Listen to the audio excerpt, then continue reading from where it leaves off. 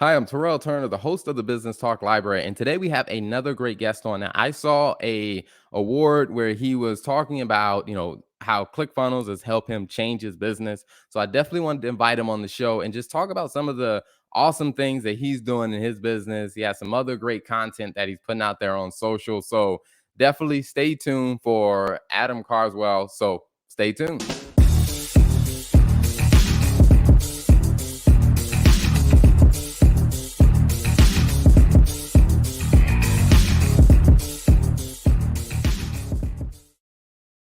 So without further ado, let me bring my guest on. Adam, welcome to the show. Hey, Terrell, thanks for having me. Looking forward to our conversation here today. Absolutely, man. Absolutely. First, I wanted to say, hey, from the post that I saw, I know we talked, a few weeks ago or maybe a month ago. Congratulations on the, like I said, the growth of your business. That's amazing, man. Thank you. Thank you. Yeah, the Two Comma Club Award.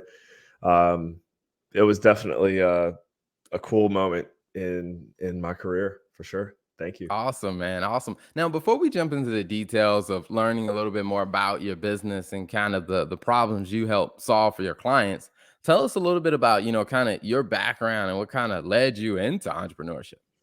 Absolutely. Thank you for the opportunity to kind of do the life story. Always trying to figure out what I can do to make it a less than 2 minute life story. So here we go. Born and raised in Cleveland, Ohio. Went to school, college in Western Pennsylvania, about an hour north of Pittsburgh. I played basketball there. I ran track and field, had a really good career. I let my passion for excuse me, for basketball and coaching actually take me to Belize, Central America, where I got my master's degree and continued to play and coach down there. And then quickly, actually, after a few years went by, I realized I actually didn't want to pursue a future in basketball. Kind of felt like I got what I needed out of it and was searching for more. So the next thing on my bucket list was like, all right, I want to make my parents proud. I know they always wanted me to get a job with a Fortune 500 company and see if I could like work my way up the ladder. So let's do it. That lasted for about 2 years, and then the corporate culture, the W-2 world, just exhausted me way too quickly. Or I shouldn't say exhausted, but I just noticed the people who I looked up to as leaders still working, 70-hour weeks, and I was just like, I don't know if that's what I want to do. So I knew that I wanted to get in entrepreneurship. I had a few successes with entrepreneurship growing up and leading up to that moment. So I pulled the trigger on real estate. I knew it was either going to be tech or it was going to be real estate. It was going to be real estate. It's interesting how now that was about no more than 5 years ago where I made that jump. And I'm kind of in a hybrid position between tech and real estate. And it's been absolutely incredible. Huge credit and shout out to my, you know, once upon a time, definitely just straight up kind of boss and mentor. And now I can say business partner, Hunter Thompson, who you probably saw me in the picture with there at the ClickFunnels thing.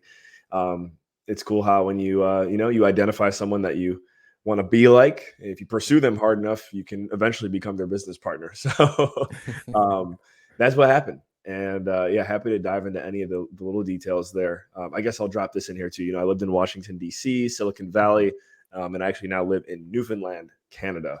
And this is not Newfoundland behind me. I'll be honest, guys. It's a green screen. Newfoundland is completely cold right now. So. Gotcha. No, it's all good, man. And something I wanted to is a couple of things I wanted to dive into. So I'll take them kind of one by one. I mean, the first one on, you know, you know, growing up and like I said, playing sports and like I said, you based on the trajectory you were on, I mean, you were much better than your average, ball player. So I mean, how was it for you of kind of coming to that conclusion of like I said, something you invested so much time and energy in and playing basketball to then saying, hey, I want to go a different route? Like, what was that kind of decision process like for you? Yeah, again, I guess I just gonna say thanks for asking because I don't get to talk about this often, but what took place, what occurred was for my final. So once I was about halfway through college, so say after my sophomore year, that's when I decided, okay, I want to pursue a future in coaching. Well, first of all, there's nothing you can study in school really besides just keep playing basketball that would help you like get a job coaching. So in the summers, I would work basketball camps at different colleges. The one that I got the most out of was the time that I spent doing summer camps at VCU, which is in Richmond, Virginia. That's how I met I'd say my kind of friend. If I reach out to him, he knows who it is. Shaka Smart, who's the head coach of Marquette now. He had an amazing stint there when I was helping him with VCU, and yeah, that whole experience was just so awesome. But what I realized was, I was probably between the age of 20 and definitely no older than 23 during this whole time frame. And all of my peers that were either at the next level or at my level were working ridiculous, just grinded out hours for a job where, if you're an NCAA coach, you got to keep in mind too, you got to win or you don't have a job.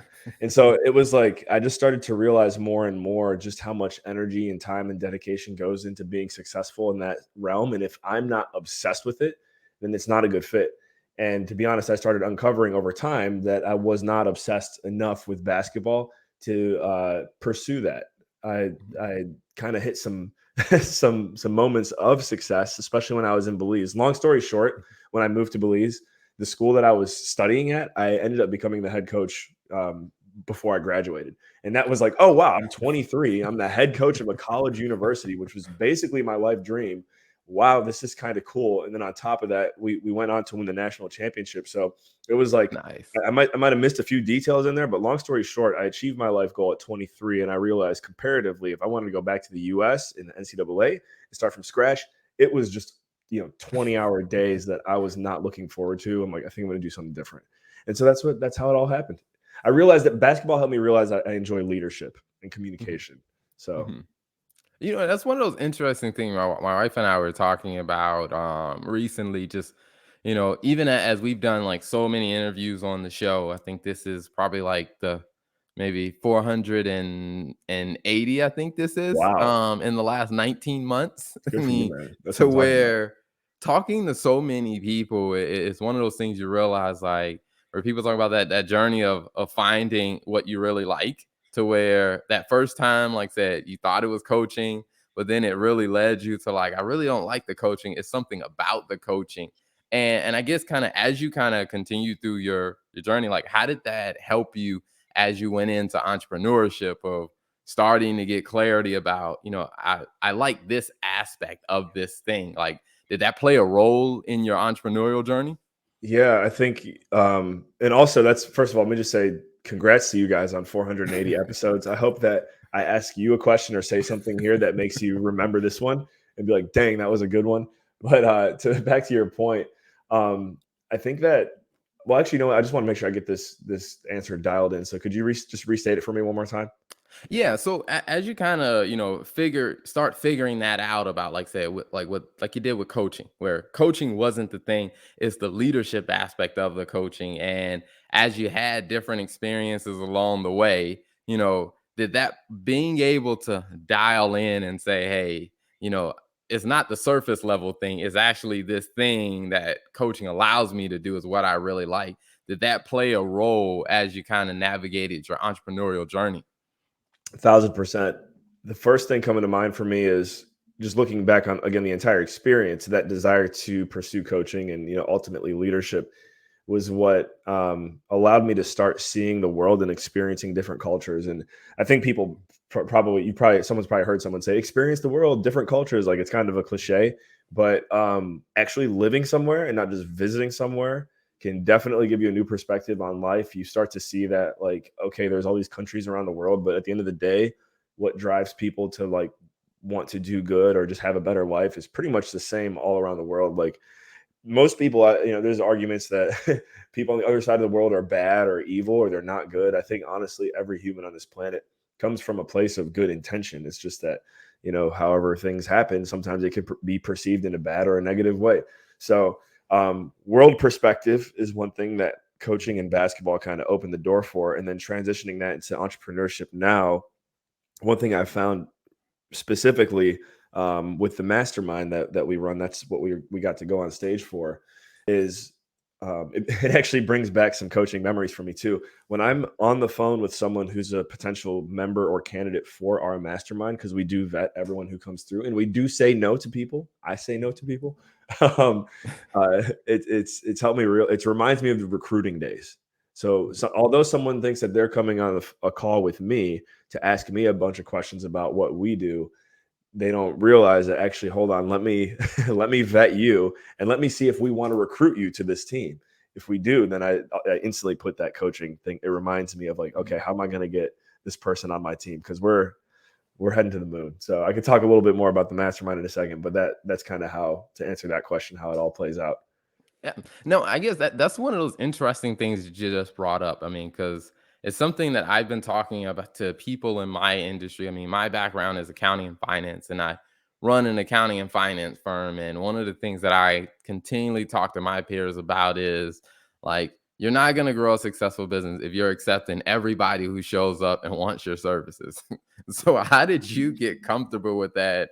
You're interviewing people, for the mastermind of getting comfortable being able to say, you know what, this isn't a good fit. How'd you get comfortable with that?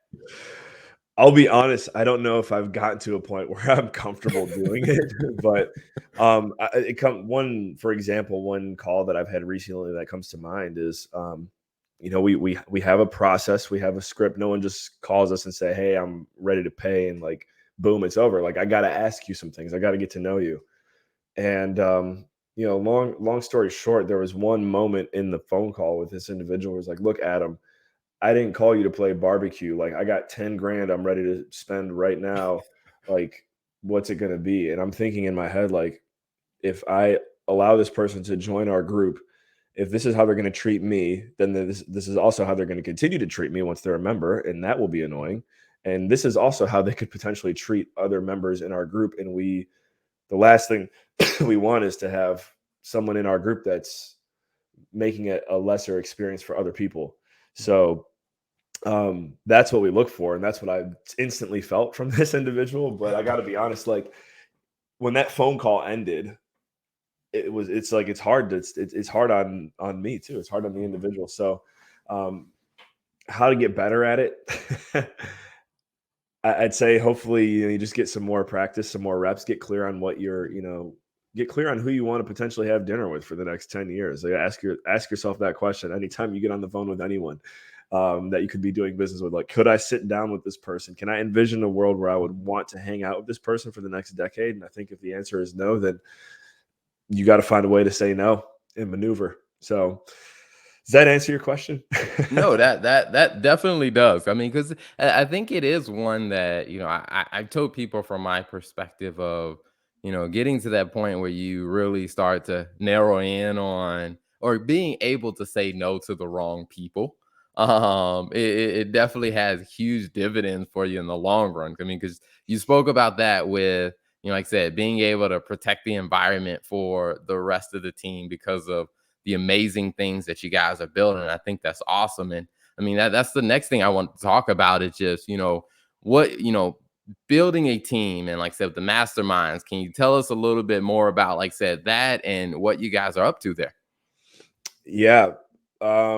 So we're the number one mastermind for elite capital raisers. Most of our members are focused on raising money for real estate deals and projects, but we do have members raising money for business acquisitions, startup companies, VC type of stuff, nonprofit organizations, like the whole gamut, cryptocurrency projects.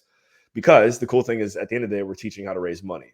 And the reason we're also the number one mastermind for elite capital raisers is because, as far as we know, we're the only mastermind for elite capital raising, and that's part of the reason the significant growth came. So for anyone out there with whatever your business idea may be, um, focusing in on what niche we serve and sticking to that has served us tenfold. So if you're starting something new, I know it's hard sometimes, but if you can just continue to niche down on who you've been called to serve, or get your one liner down, the number one mastermind for elite capital raisers, that'll take you very far.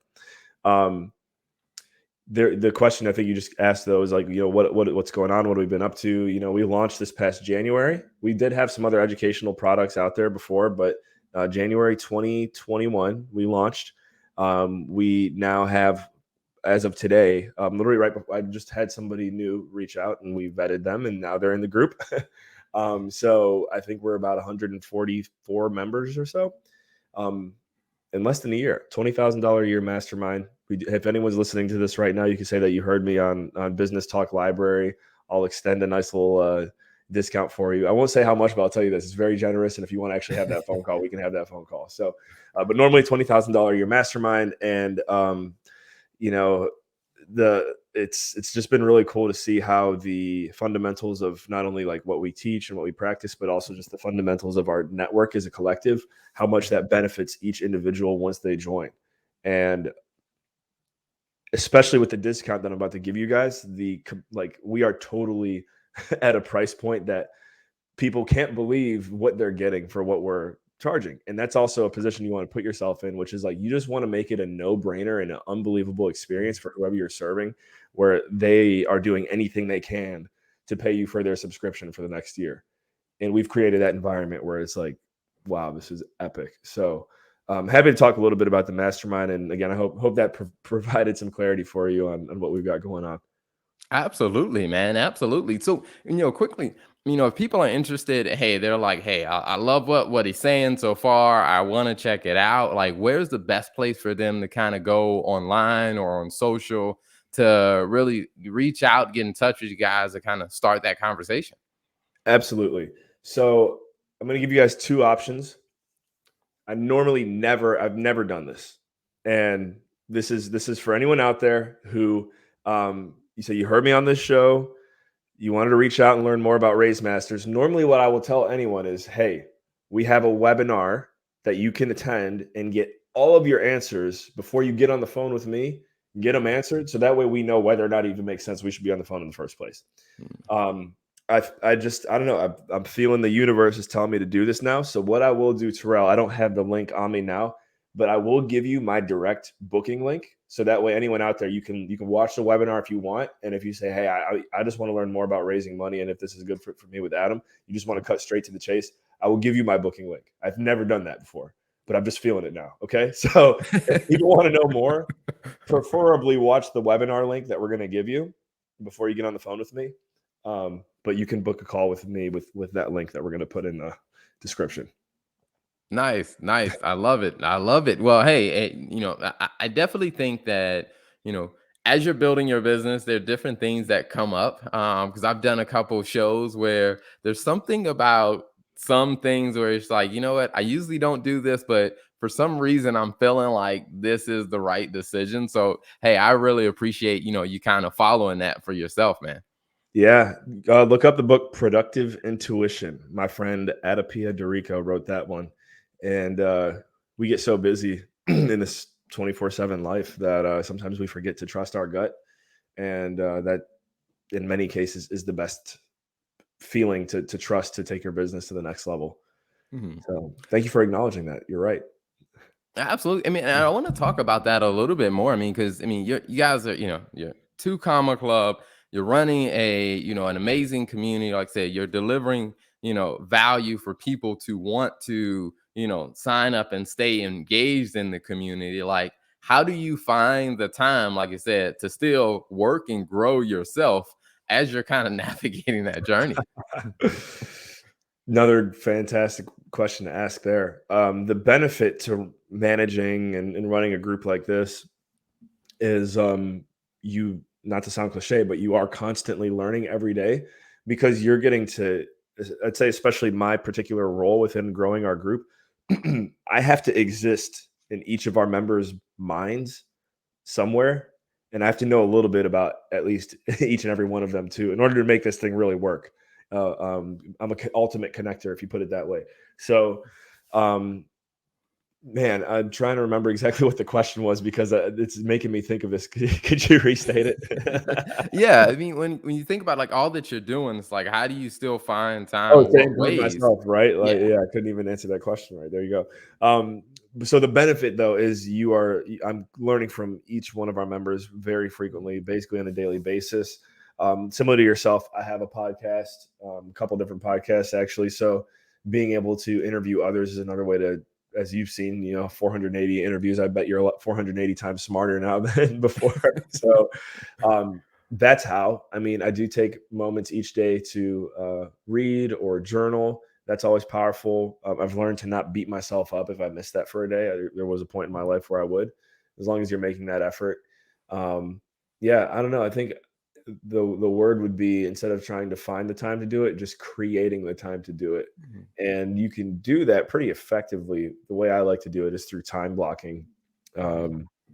Um, I've got all my days blocked out. That's just, I don't know, it's how it works for me. I understand some people like to kind of just go with the flow, but there's definitely certain areas of life that I feel as though I'm able to grow myself by simply just saying, okay, calendar, for the next hour, 2 hours, this is what you're going to do, and just kind of take it from there. So Got it. Nice. I time love block, it. guys.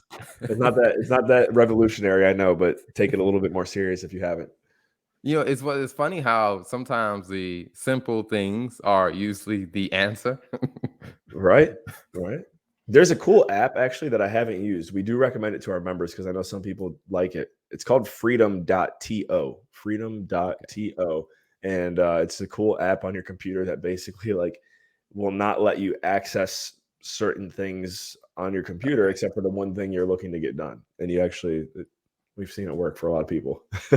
Nice, Yeah. nice. I love it. I love it. Now, one other thing I wanted to ask you about, like I said, you guys made it into the two comma club.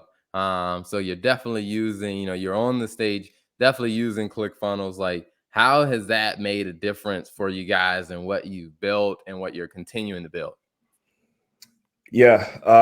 So the most interesting thing that I've observed with the correlation to ClickFunnels and Two Comma Club, one, it's cool once you get the award, you realize literally how many other hundreds of people have won this. So although you might feel kind of like king of the hill in your world, you can get humbled really quickly, which I'd say is pretty much how Hunter and I feel right now. Like we were in a room with hundreds of other people who have also were either winning their award not for the first time but for like the multiple if time. So um that's the cool thing of life, is like there's levels to this game. So thank you for reaching out to me because of this, but I'll be honest with you now, it's like, okay, we did that. What's the next mountain we got to climb? um and then yeah, I think that the ClickFunnels energy is really what made a huge difference in my life. Hunter and I, we went to that conference in 2020 to kind of just get some inspiration, get some ideas. And I remember I at some point I turned to him and I'm like, we were watching everyone walk on stage in 2020, and I'm like, by 2022 we'll be up there.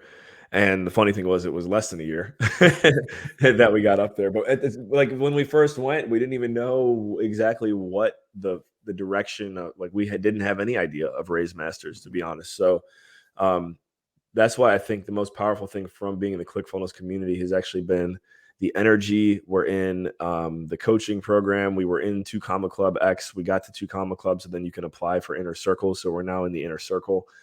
And that's really the hack, I think, guys, is if you're trying to figure out how to do something in an effective way, find the people that have done it right, and pay the people that have done it right to show you how to do it, and you'll get there way faster. We've invested a lot into getting to the next level, and when we have members coming to us with 10, $20,000 or whatever to join our group, we know, like, okay, this individual gets that they're making an investment in themselves. And some people just will never understand that concept.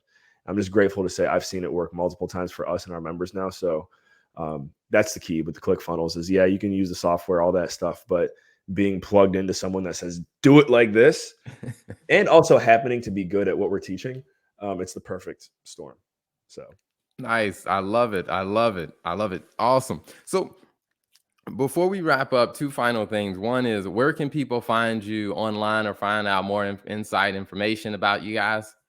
absolutely. So I just want to reiterate too. I'm guessing we'll get this over to you guys somehow, whether it's in the show notes or however Terrell wants to distribute it. But I really want to encourage you to check out that webinar for Raise Masters. It's going to give you a lot of insight and clarity.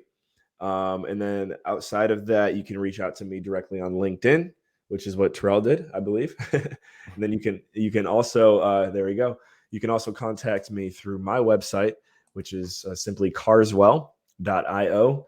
Very straightforward. So give me your name, give me your email, and I will be in touch. And yeah, that's it. I really look forward to hearing from you guys, and thank you for investing your time with Terrell and I here today. Absolutely. Well, before we wrap up, the last question I love asking every guest that comes on is, if you think about your journey, you think about where you've been and where you're going, what's two pieces of advice that you would share with other entrepreneurs? And it can be something you've already said, or it could be something new. Killer. One, this is so simple, guys, right? Hopefully, me saying it to you this time, for those of you out there that need to hear it one more time, hopefully, this is it. Don't stop. Don't quit. Don't stop. Don't quit. Keep moving. I would not have thought even, less than really even a year ago, I would not think I'd be having a conversation with you about the success of winning an award and shaking Russell Brunson's hand like that. That's pretty cool. So and that happened because I didn't stop and I didn't quit. So do that, guys. And then my other recommendation would be just always keep the word leverage in mind and look at your world, and instead of trying to figure out how you can learn how to do everything, figure out what that one thing is that you're really good at, and just leverage it, leverage it, leverage it, leverage it until it starts paying you literally millions of dollars a day. We're not quite there yet, but I'd be lying to you if we're not focused on eventually having $1 million day. And I know that we will get there as long as we continue to just, instead of trying to know everything, we're just going to keep getting better at the one thing that we know we're good at, which is ensuring that our members get their deals funded time and time again. So Awesome. I love there it. you go. I love it. Well, Adam, definitely thank you, man. It's been a pleasure having you on the show. Thank you, Terrell. It's awesome opportunity, and look forward to seeing how this one goes. Thank you for tuning in to the Business Talk Library. If you like our content, be sure to follow us on social media. And if you want to see more of our exclusive content, you can subscribe and become a member on patreon.com/Business Talk Library. Hey, the Business Talk Library is the place where business makes sense.